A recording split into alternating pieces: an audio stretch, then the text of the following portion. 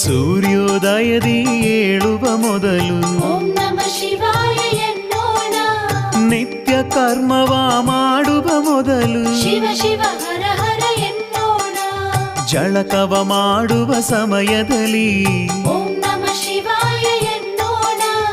ಅಂಗಕ್ಕೆ ಭಸ್ಮವ ಧರಿಸುತ್ತ ಮನದಿ ಶಿವ ಶಿವ ಹರ ಹರ ಎನ್ನೋಣ.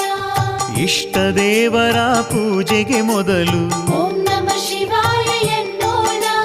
ತುತ್ತನು ಬಾಯೊಳು ಇಡುವ ಮೊದಲು ಶಿವ ಶಿವ ಹರ ಹರ ಎನ್ನೋಣ.